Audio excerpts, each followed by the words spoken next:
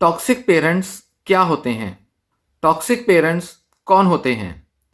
इनएडिक्वेट माता पिता लगातार अपनी समस्याओं पर ध्यान केंद्रित कराते हुए वे अपने बच्चों को छोटा आदमी या छोटी औरत में बदल देते हैं जो उनकी देखभाल करने लगते हैं।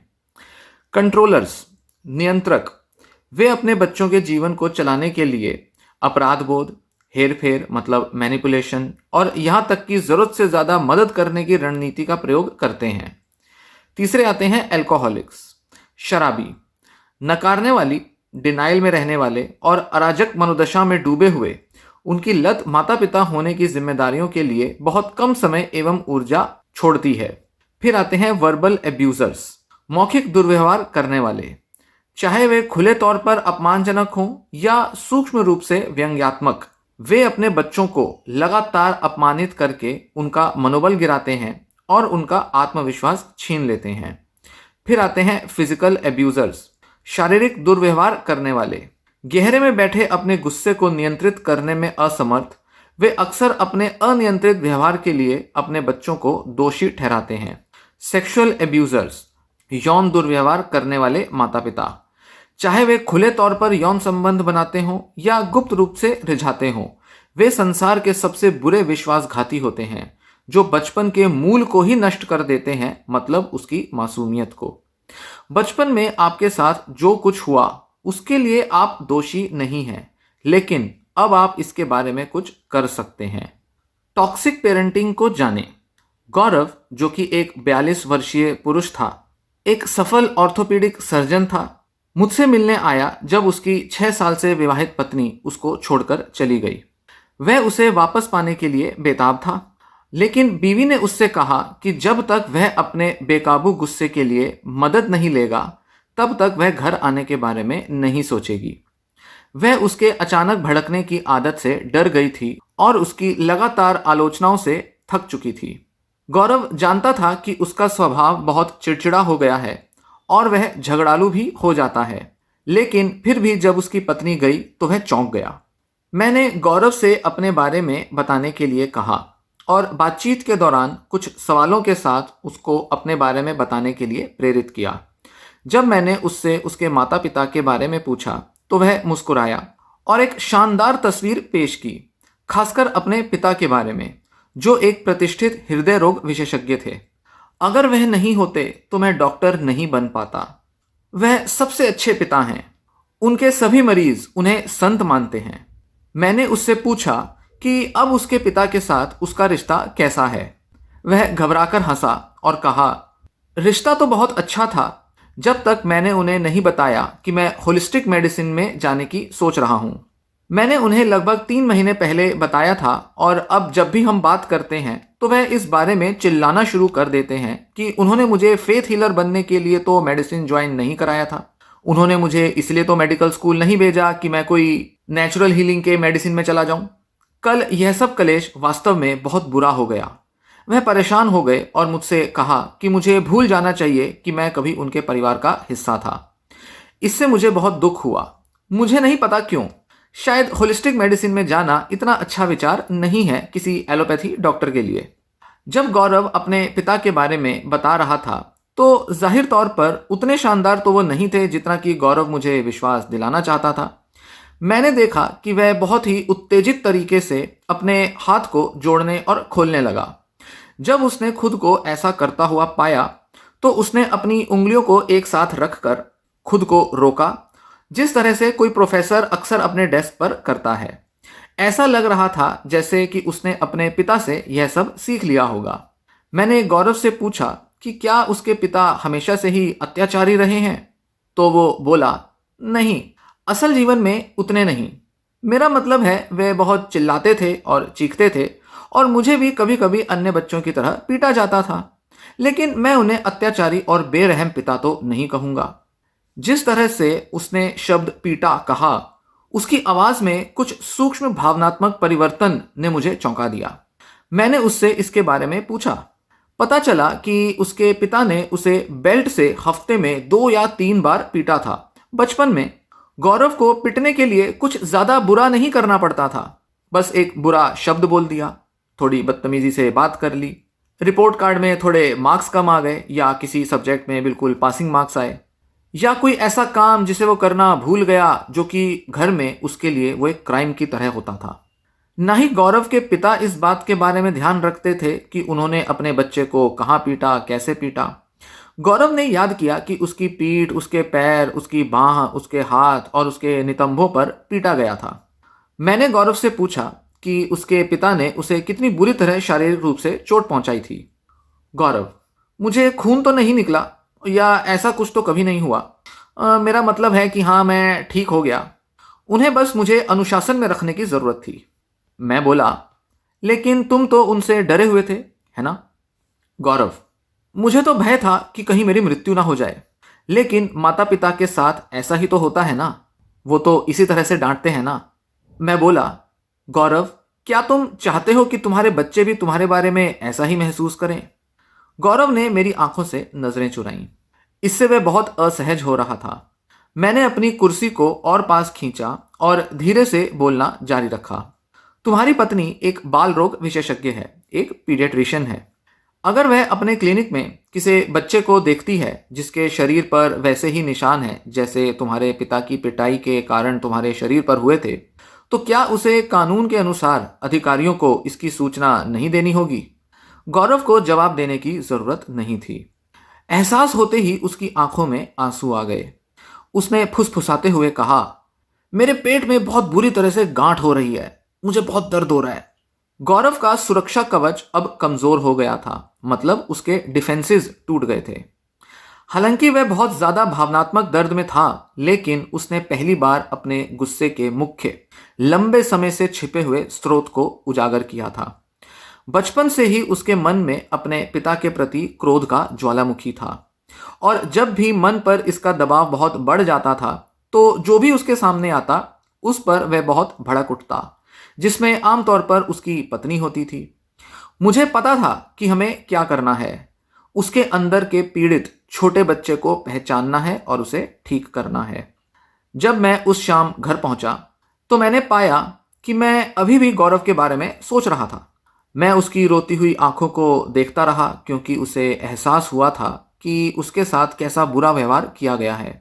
मैंने उन हजारों वयस्क पुरुषों और महिलाओं के बारे में सोचा जिनके साथ मैंने काम किया था, जिनके दैनिक जीवन पर भावनात्मक रूप से विनाशकारी डिस्ट्रक्टिव पेरेंट्स द्वारा बचपन के दौरान कुछ ऐसे पैटर्न्स निर्मित कर दिए जाते हैं जिनका उन पर भारी प्रभाव पड़ रहा था। यहां तक कि यही पैटर्न अब इन्हें नियंत्रित करने लगे थे। मुझे एहसास हुआ कि ऐसे और भी लाखों लोग हैं जिन्हें पता भी नहीं है कि उनका जीवन क्यों ठीक नहीं चल रहा, क्यों उनको कई तरह की समस्याएं बार बार आती रहती हैं, क्यों वो अपने को भावनात्मक रूप से कमजोर महसूस करते हैं, और क्यों वो हमेशा खुद को बदलने में लाचार होते हैं, पर फिर भी उनकी मदद तो की ही जा सकती है। तभी मैंने ये वीडियो सीरीज बनाने का फैसला लिया। गौरव की कहानी असामान्य, बहुत अनयूजुअल नहीं है। मैंने अपनी प्राइवेट प्रैक्टिस और ट्रेनिंग के दिनों में भी एक चिकित्सक के रूप में अपने 13 वर्षों के अनुभव में हजारों रोगियों को देखा है, और इनमें से एक बहुत बड़े वर्ग ने आत्मसम्मान की क्षतिग्रस्त होने की हालत का सामना किया है। मतलब उनकी सेल्फ एस्टीम बहुत लो होती है, क्योंकि माता या पिता में से किसी ने नियमित रूप से उन्हें या तो मारा था, या उनकी आलोचना की थी, या उनके मूर्ख या बदसूरत या अवांछित अनवांटेड होने के बारे में मजाक किया था, या उन्हें अपराध बोध से अभिभूत किया था, बहुत ज्यादा उनके मन में गिल्ट भर चुका था, या उनका यौन शोषण किया गया था, या उन पर बहुत अधिक जिम्मेदारी थोपी गई थी, या उन्हें अत्यधिक सुरक्षा प्रदान की थी, ओवर प्रोटेक्टिव पेरेंट्स थे उनके, या उन्हें बहुत लाड़ प्यार से पाला गया था। गौरव की तरह इनमें से बहुत कम लोगों ने अपने माता पिता और अपनी समस्याओं के बीच संबंध को समझा है। यह एक सामान्य सा इमोशनल ब्लाइंड स्पॉट होता है। लोगों को यह देखने में परेशानी होती है कि किस तरह उनके माता पिता के साथ उनके रिश्ते उनके जीवन पर एक बड़ा प्रभाव डाल रहे हैं, और ये जो प्रभाव है ये लंबे समय तक भी बना रहता है। मनोचिकित्सा के क्षेत्र में, जहां मनोचिकित्सक शुरुआती जीवन के अनुभवों के विश्लेषण पर बहुत अधिक निर्भर रहते थे, अब आजकल के समय में वे वर्तमान पर ही अधिक बल देते हैं। वर्तमान व्यवहार मतलब प्रेजेंट डे में जो उनके बिहेवियर्स हैं, उनके जो रिलेशनशिप्स हैं, संबंध हैं और जो भी दैनिक जीवन के संचालन की असेसमेंट और उसका जो चेंज है उस पर अब जोर दिया जाने लगा है। ऐसा नहीं है कि बचपन के अनुभव अब आवश्यक नहीं समझे जाते, पर अक्सर बचपन के बुरे और अच्छे अनुभवों का बहुत अधिक विश्लेषण करना कोई बहुत उचित असर नहीं लाता और कई बार इस प्रक्रिया में बहुत सा पैसा और समय बर्बाद भी होता है। आजकल के मनोचिकित्सक कुछ अत्यंत व्यवहारिक किस्म की मनोचिकित्सा करने में बहुत विश्वास रखते हैं। मतलब कुछ बिहेवियरल टेक्निक्स होंगी, कुछ प्रैक्टिकल टेक्निक्स होंगी, इन्हीं पर फोकस किया जाता है, जो विनाशकारी behaviour pattern, destructive behaviour pattern को बदलने पर केंद्रित होते हैं। लेकिन मेरे अनुभव ने मुझे सिखाया है कि केवल लक्षणों का इलाज करना ही पर्याप्त नहीं है। आपको उन लक्षणों के स्रोतों से भी निपटना चाहिए। चिकित्सा तब सबसे प्रभावी होती है जब इस दोहरे रास्ते पर आगे बढ़ पाती है। एक तरफ दवाइयाँ और टेक्निक से किया जाने वाला इलाज, चाहे वो साइकोथेरेपी में किया जाने वाला बिहेवियर टेक्निक्स या कॉग्निटिव टेक्निक्स ही क्यों ना हो, या फिर हमारे बचपन में किस तरह से हमारे मन पर पड़े हुए घाव हमारे जीवन में आज भी हमें असर डाल रहे हैं, इन दोनों रास्तों पर जाना चिकित्सकों के लिए जरूरी होता है। वर्तमान के आत्म पराजित व्यवहार, मतलब सेल्फ डिफीटिंग जो हमारे बिहेवियर्स हैं, एवं आदतों के पैटर्न को बदलना और अतीत के आघातों से खुद को अलग करना, ये दोनों साइकोथेरेपी के, मेंटल हेल्थ ट्रीटमेंट के लक्ष्य होने चाहिए। गौरव को अपने गुस्से को नियंत्रित करने की टेक्निक सीखनी पड़ी, जिसे हम एंगर मैनेजमेंट कहते हैं। लेकिन स्थायी परिवर्तन के लिए, परमानेंट चेंज के लिए, जो तनाव के क्षणों में भी टिके रहें, ऐसे कुछ चेंजेस लाने के लिए उसे अपने बचपन के दर्द से भी निपटना पड़ा। हमारे माता पिता हमारे अंदर मानसिक और भावनात्मक बीज बोते हैं। वे बीज जो हमारे बढ़ने के साथ भी बढ़ते जाते हैं, एक वृक्ष बन जाते हैं। कुछ परिवारों में ये प्यार, सम्मान और स्वतंत्रता के बीज होते हैं, रिस्पेक्ट आती है, फ्रीडम मिलती है। तो वहीं कुछ अन्य परिवारों में ये डर, कर्तव्य, जिम्मेदारियां, अपराध बोध, मतलब गिल्ट के बीज होते हैं। यदि आप इस दूसरे समूह से संबंधित हैं या आपके कोई जानकार हैं जो इस दूसरे ग्रुप को बिलोंग करते हैं, तो यह वीडियो सीरीज आपके लिए है। जैसे जैसे आप वयस्क हो गए, ये बीज अदृश्य खरपतवारों में बदल गए। मतलब कुछ ऐसे मन में झाड़ें बन गई, जिसे हम कह सकते हैं कि भाई अगर अच्छा फलेगा तो वो एक अच्छा वृक्ष, फल देने वाला वृक्ष बनेगा, और अगर वो सही तरह से उसका पालन पोषण नहीं होगा, वो बीज ही अगर गलत बोया गया है, तो वो कुछ ऐसे वीड, मतलब कुछ जंगली पेड़ पौधे पैदा करेगा। तो कुछ ऐसे खरपतवार जो कि हमारे मन में, मस्तिष्क में, हमारी भावनाओं में उत्पन्न हो जाएंगे, वो इसलिए क्योंकि हो सकता है कि कई लोग बहुत बुरे माहौल में पले बड़े हों। इन बीज से बने जंगली पेड़ पौधों ने आपके मन पर, आपके जीवन पर कुछ इस तरह से आक्रमण किया जिसकी आपने कभी कल्पना भी नहीं की होगी। हो सकता है कि उनके कांटों ने किसी के रिश्तों या किसी के करियर या उनके परिवार को नुकसान पहुंचाया होगा, लेकिन उन्होंने निश्चित रूप से आपके आत्मसम्मान को और आपके आत्मविश्वास को कमजोर किया है। मैं आपको उन खरपतवारों को खोजने और उन्हें दूर भगाने में, उखाड़ने में मदद करने जा रहा हूं। अब बात करेंगे कि एक टॉक्सिक पेरेंट होता क्या है, कैसा होता है टॉक्सिक पेरेंट। सभी माता पिता समय समय पर कमजोर और अभावों से ग्रसित होते हैं। कोई भी माता या पिता हर समय भावनात्मक रूप से उपलब्ध नहीं हो सकता। माता पिता का अपने बच्चों पर कभी कभार चिल्लाना बहुत सामान्य है। सभी माता पिता कभी कभी बहुत ज़्यादा नियंत्रित करने लगते हैं उन्हें, और अधिकांश माता पिता अपने बच्चों को पीटते हैं, भले ही यह कभी कभार ही होता हो। क्या ये चूक उन्हें क्रूर या अनुपयुक्त माता पिता बनाती है? बिल्कुल नहीं। माता पिता केवल इंसान हैं और उनकी अपनी बहुत सारी समस्याएं हैं, और अधिकांश बच्चे कभी कभार गुस्से के प्रकोप से निपट लेते हैं जब तक कि उनके पास इसका मुकाबला करने के लिए भरपूर प्यार और समझ हो। लेकिन ऐसे कई माता पिता हैं जिनके व्यवहार के नकारात्मक पैटर्न बच्चे के जीवन में लगातार हावी रहते हैं। ये माता पिता ही हैं जो नुकसान पहुंचाते हैं। जब मैं इन हानिकारक माता पिता के बीच कुछ समानता की खोज करने के लिए कोई वाक्यांश, कोई फ्रेज, कोई टर्म ढूंढ रहा था, तो मेरे दिमाग में एक शब्द बार बार आ रहा था। वह था टॉक्सिक पेरेंट, विषैले माँ बाप। एक रासायनिक विष की तरह इन माता पिता द्वारा पहुंचाया गया भावनात्मक नुकसान एक बच्चे के पूरे व्यक्तित्व में फैल जाता है, और जैसे जैसे बच्चा बड़ा होता है, दर्द भी उसका बढ़ता जाता है। विषाक्त, विषैला या टॉक्सिक, इस शब्द से बेहतर उन माता पिता का वर्णन करने के लिए और कैसा शब्द हो सकता है जो अपने बच्चों पर लगातार आघात, उनसे दुर्व्यवहार और उनका अपमान करते हैं और ज़्यादातर मामलों में अपने बच्चों के बड़े होने के बाद भी ऐसा करना जारी रखते हैं। इस परिभाषा के कुछ अपवाद भी हैं, क्योंकि आवश्यक नहीं कि प्रताड़ना केवल लंबे समय तक चली हो। यौन या शारीरिक शोषण इतना दर्दनाक हो सकता है कि अक्सर एक ही घटना बहुत ज़्यादा भावनात्मक क्षति पहुंचाने के लिए पर्याप्त होती है।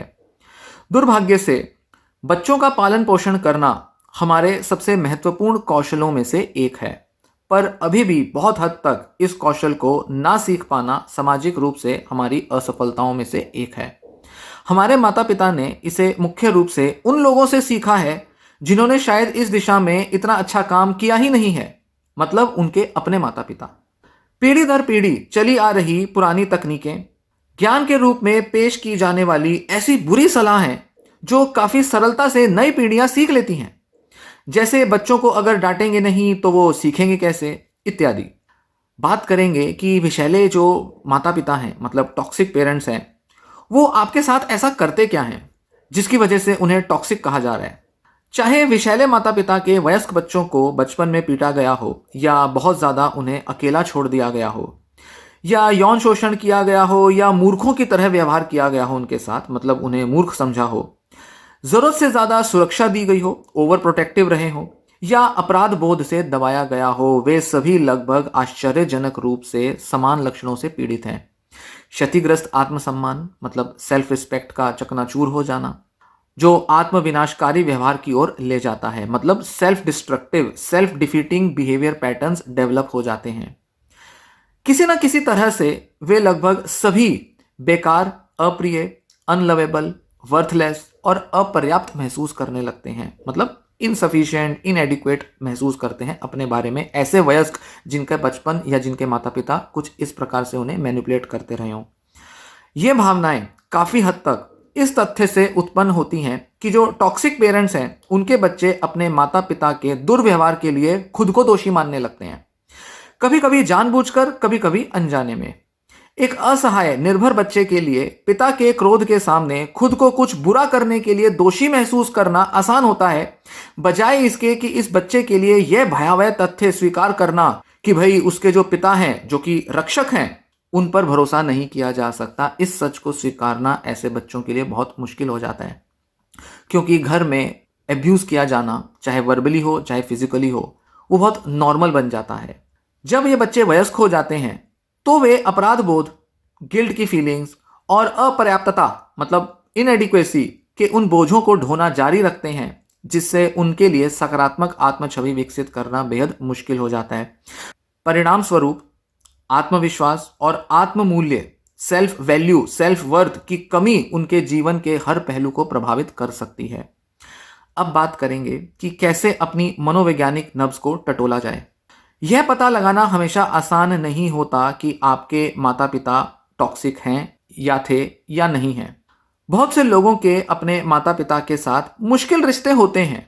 इसका मतलब यह नहीं है कि आपके माता पिता भावनात्मक रूप से विनाशकारी रहे हों, टॉक्सिक, डिस्ट्रक्टिव रहे हों।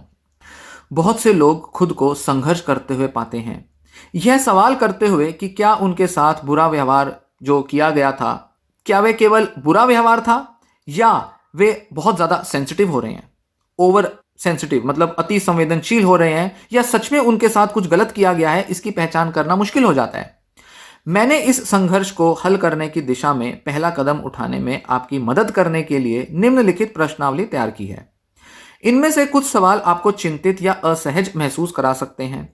कोई बात नहीं, अपने आप को यह सच बताना हमेशा मुश्किल होता है कि हमारे माता पिता ने हमें कितना दुख पहुंचाया है।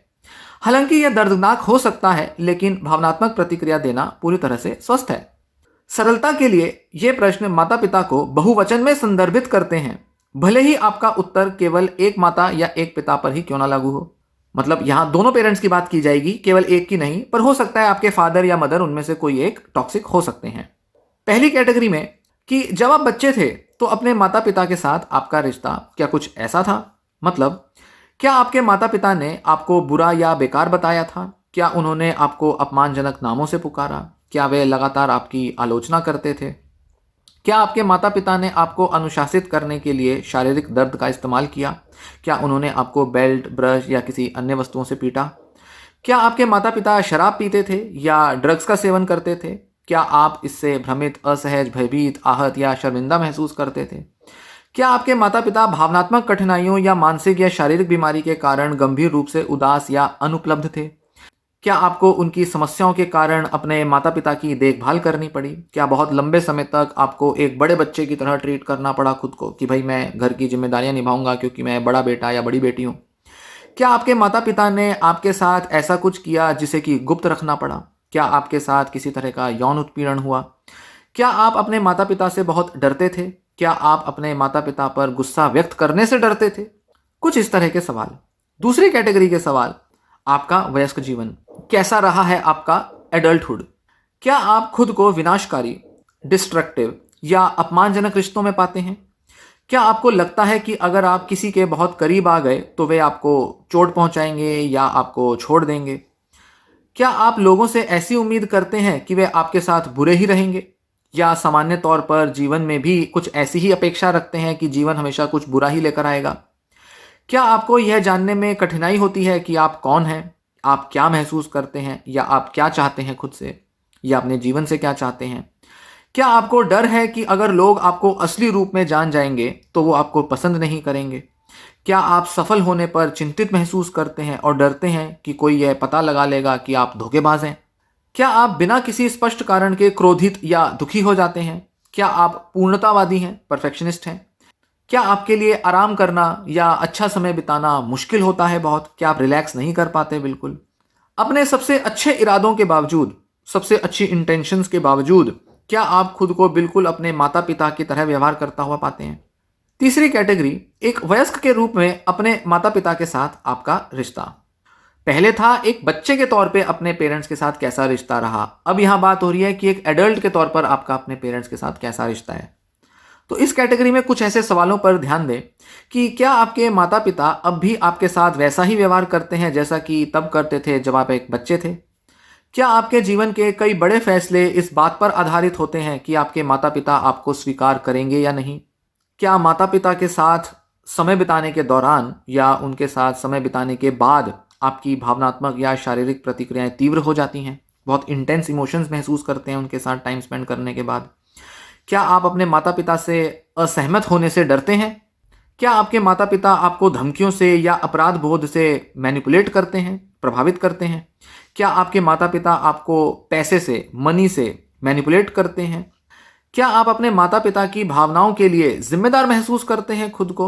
अगर वे दुखी हैं तो क्या आपको लगता है कि यह आपकी गलती है कि आपने उन्हें दुख पहुंचाया, या आपको कुछ करना चाहिए उनके दुख को दूर करने के लिए, या उन्हें बेहतर महसूस कराना क्या आपकी जिम्मेदारी है, या अक्सर आप ही ऐसा करते हैं घर में?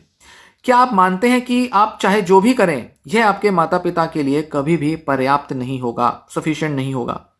क्या आप मानते हैं कि किसी दिन किसी तरह से आपके माता पिता बेहतर रूप से बदल जाएंगे, कुछ अच्छा हो जाएगा, एक बेस्ट पेरेंट्स, एक परफेक्ट पेरेंट्स बन जाएंगे वो? अगर आपने इनमें से 1/3 सवालों का भी जवाब हाँ में दिया है तो इस वीडियो सीरीज में बहुत कुछ ऐसा है जो आपकी मदद कर सकता है।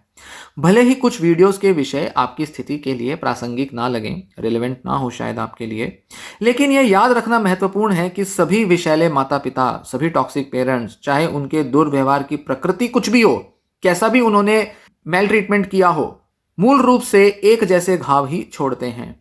उदाहरण के लिए हो सकता है कि आपके माता पिता शराबी ना रहे हों, मतलब चांस कम है कि मदर्स अल्कोहलिक रही हो, पर हो सकता है कि आपके फादर अल्कोहलिक ना रहे हों। लेकिन शराबी घरों में होने वाली अराजकता, एक आइसोलेशन, रिजेक्शन, अस्थिरता, इंस्टेबिलिटी और बचपन में जो नुकसान सहे हैं, वह भी अन्य प्रकार के जो टॉक्सिक पेरेंट्स हैं उनके बच्चों के लिए भी उतना ही ये प्रैक्टिकल है कि उन्होंने भी ऐसा ही महसूस किया होगा। सभी वयस्क बच्चों के लिए रिकवरी के सिद्धांत और तकनीक एक समान है। इसलिए मैं आपसे आग्रह करता हूं कि आप कोई भी वीडियो इस सीरीज में ना छोड़ें। यह सीरीज काफी लंबी होगी। टॉक्सिक माता पिता की विरासत से खुद को मुक्त करना, कैसे उनके इम्पैक्ट से खुद को फ्री किया जाए। यदि आप टॉक्सिक पेरेंट्स के एडल्ट बच्चे हैं, मतलब आप एडल्ट हो चुके हैं पर आपके पेरेंट्स टॉक्सिक रहे हैं, तो आप गिल्ट मतलब अपराध बोध और आत्मसंदेह, सेल्फ डाउट कि उनकी विकृत विरासत से खुद को मुक्त करने के लिए कई चीजें कर सकते हैं। मैं इस वीडियो सीरीज में इन विभिन्न रणनीतियों पर आपसे चर्चा करूंगा और मैं चाहता हूं कि आप बहुत उम्मीद के साथ आगे बढ़ें। यह कोई भ्रामक उम्मीद नहीं रखनी कि आपके माता पिता जादुई रूप से बदल जाएंगे, बल्कि यथार्थवादी उम्मीद है कि आप अपने माता पिता के शक्तिशाली, बहुत ही स्ट्रांग और विनाशकारी इफेक्ट से, प्रभाव से मनोवैज्ञानिक रूप से मुक्त हो सकते हैं। आपको बस साहस ढूंढना है, यह आपके भीतर ही है। मैं आपको कई चरणों के माध्यम से मार्गदर्शन करूंगा जो आपको इस प्रभाव को स्पष्ट रूप से देखने और फिर इससे निपटने में मदद करेंगे। भले ही आप वर्तमान में अपने माता पिता के साथ संघर्ष में हो, चाहे आपका रिश्ता शांतिपूर्ण लेकिन सतही ही हो, चाहे आपने उन्हें सालों से ना देखा हो या उनमें से एक या दोनों की मृत्यु हो गई हो। यह सुनने में अजीब लग सकता है, लेकिन कई लोग अपने माता पिता की मृत्यु के बाद भी उनके कंट्रोल में रहते हैं। उन्हें परेशान करने वाले भूत सुपरनैचुरल अर्थों में तो वास्तविक नहीं हो सकते, लेकिन वे मनोवैज्ञानिक रूप से वास्तविक हैं। माता पिता की मांगें, अपेक्षाएं और आत्मग्लानि उनके मरने के बाद भी लंबे समय तक बने रह सकते हैं। हो सकता है कि आपने पहले ही अपने माता पिता के प्रभाव से खुद को मुक्त करने की अपनी आवश्यकता को पहचान लिया हो सकता है कि आपने इस बारे में उनसे बात भी की हो। मेरे एक पेशेंट को यह कहने का शौक था कि मेरे माता पिता का मेरे जीवन पर अब कोई नियंत्रण नहीं है, मैं उनसे नफरत करता हूं और वे यह जानते हैं।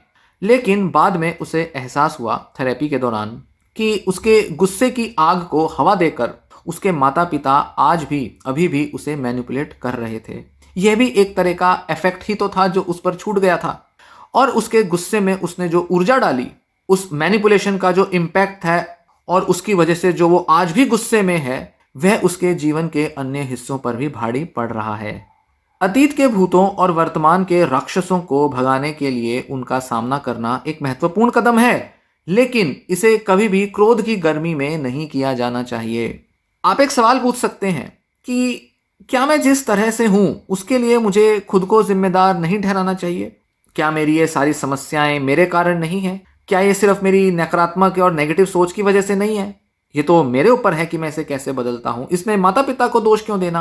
अब तक आप सोच रहे होंगे कि भाई रुको एक मिनट, ये जितनी भी पुस्तकें, बुक्स और जितने भी मनोविशेषज्ञों की मैंने बात सुनी है या पढ़ी है, वो यही कहते हैं कि मैं अपनी समस्याओं के लिए किसी और को दोष नहीं दे सकता या नहीं दे सकती।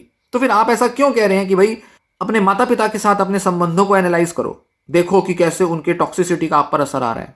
ये सब बकवास की बातें हैं। आपके माता पिता ने जो भी किया है आपके साथ, उसके लिए वे जवाबदेह हैं। बेशक आप अपने वयस्क जीवन के लिए जिम्मेदार होंगे, आप आज अभी क्या करते हैं इसके लिए आप रिस्पॉन्सिबल हैं, लेकिन इस जीवन को काफी हद तक उन अनुभवों ने आकार दिया है जो आपने बचपन में अनुभव किए थे, जिन पर आपका कोई नियंत्रण नहीं था।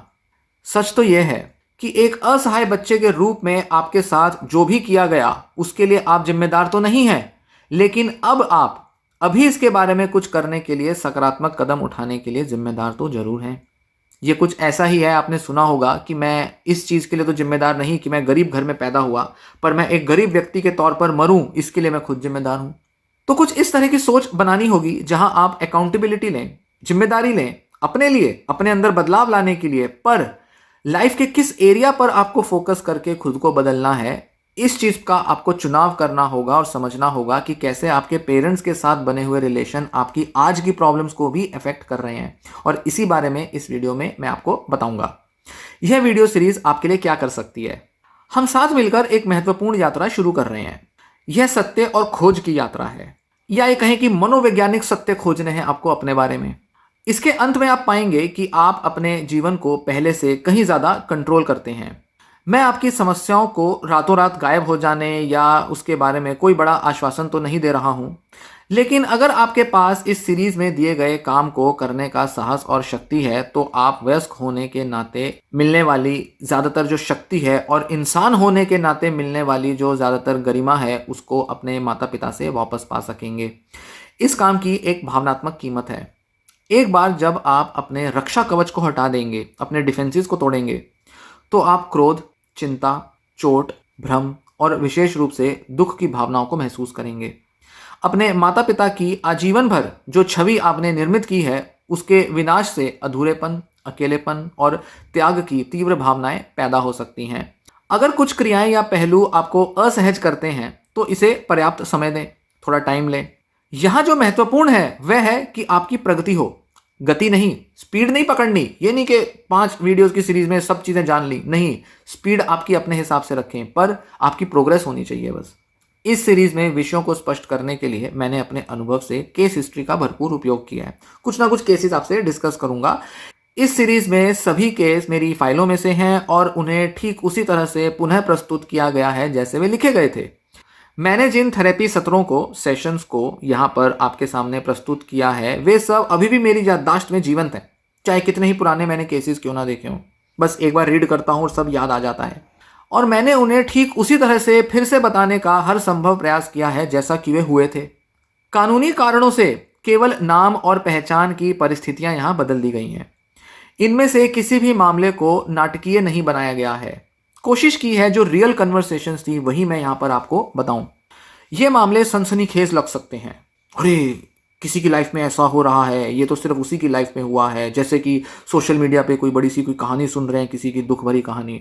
नहीं, वास्तव में ये सभी बहुत सामान्य सी घटनाएं हैं। आमतौर पर आपको दूसरों की जिंदगी में ऐसी कहानियां मिल सकती हैं, आपने कभी देखा नहीं इसलिए आपको पता नहीं। मैंने अपने फाइलों को सबसे उत्तेजक या नाटकीय मामलों के लिए नहीं खोजा। ये नहीं कि जो सेंसेशन लाएं, जो लोगों को इंटरेस्ट दें, या लोग जिससे एकदम हक्के बक्के होकर सुनते रहे, मैंने ऐसे केस यहाँ प्रेजेंट नहीं कर रहा हूँ।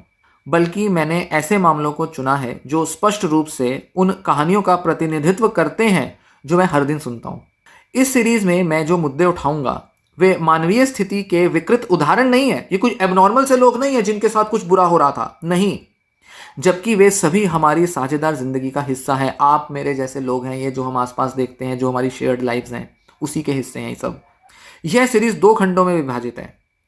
पहले में हम जांच करेंगे कि विभिन्न प्रकार के विषैले टॉक्सिक माता पिता कैसे काम करते हैं, किस तरह से टॉक्सिक पेरेंटिंग देखने में आती है। हम विभिन्न तरीकों का पता लगाएंगे जिनसे आपके माता पिता आपको चोट पहुंचाते हैं या उन्होंने कभी चोट पहुंचाई होगी और अभी भी आपको चोट पहुंचा रहे होंगे। इसे समझने से आप दूसरे भाग के लिए तैयार हो पाएंगे, जिसमें मैं आपको इन टॉक्सिक पेरेंट से कैसे डील करना है या अपने रिश्तों में किस तरह से एक पावर का बैलेंस बनाना है, एक शक्ति संतुलन बनाना है, या उसको कैसे पलटना है, इसमें सक्षम बनाने के लिए आपको कुछ विशिष्ट, कुछ स्पेसिफिक बिहेवियरल टेक्निक्स बताऊंगा, कुछ प्रैक्टिकल टेक्निक्स होंगी और उनकी मदद से आप खुद को बदल पाएंगे। तो पहले समझना जरूरी है कि हो क्या रहा है और फिर उसको ठीक करना जरूरी है। बहुत से लोग कहते हैं कि बस टेक्निक बताओ, सिर्फ टेक्निक बताकर काम नहीं होता पूरा। बहुत से लोग टेक्निक बताकर भी अपने को बदल नहीं पाते क्योंकि उनको पीछे क्या चल रहा है, प्रॉब्लम का कॉज क्या है, वो कैसे उनके लाइफ में डायनामिक्स चलते हैं प्रॉब्लम्स के, उसके बारे में पूरी समझ नहीं होती। हाँ, अपने बारे में जान लिया, पर अपने बारे में जानना भी केवल पर्याप्त नहीं है, क्योंकि आपको जो बताया जा रहा है उसमें और बड़े सारे गहरे पहलू छिपे हैं। उनके बारे में जब तक हम नहीं समझेंगे, प्रॉब्लम्स को पूरा एनालाइज नहीं करेंगे, तब तक हम पर ये टेक्निक्स काम नहीं करती। इसलिए टेक्निक्स बाद में आती हैं और पहले उसकी अंडरस्टैंडिंग आती है कि प्रॉब्लम है क्या और किस तरह से हमें असर डाल रही है। अपने माता पिता की नकारात्मक शक्ति को कम करने की प्रक्रिया एक क्रमिक प्रक्रिया है, ग्रेजुअल प्रोसेस है, लेकिन यह अंततः आपकी आंतरिक शक्ति को उजागर कर देगा। आपकी वह पहचान जो सालों से छिपी हुई थी, वो आइडेंटिटी, वो आपकी डिग्निटी जो सालों से दबी हुई थी, वह अद्वितीय और प्रेमपूर्ण व्यक्तित्व जिसे आप बाहर लाना चाहते थे, उसे अवतरित करने में आप सक्षम होंगे इस वीडियो सीरीज को सुनने के बाद। साथ में हम आप में छिपे उस व्यक्ति को मुक्त करने में मदद करेंगे। मतलब साथ मिलकर चलेगा ये काम। हम कहते हैं कि भाई यहाँ मैं नहीं कर रहा, यहाँ आप और मैं मिलकर कर रहे हैं ये काम, क्योंकि मैं जो कहूँगा आप उसका पालन करेंगे तभी आप में बदलाव आएगा। तो हम आपके अंदर के उस छिपे हुए व्यक्तित्व को मुक्त करेंगे जिसके बारे में बताया कि वो पावरफुल है, स्ट्रेंथ रखता है, स्ट्रांग है। आपके अंदर का स्ट्रांग आदमी या स्ट्रांग महिला जो दब चुकी है, उसको मुक्त करेंगे ताकि आपका जीवन आखिरकार आपके कंट्रोल में आ सके। आपका जीवन आपका अपना खुद का बन सके, किसी दूसरे का दिया हुआ ना हो। आप एक दूसरे इंसान बनकर बाहर आ सकते हैं अगर आप सही तरह से अपना मनोविज्ञान समझ जाएं।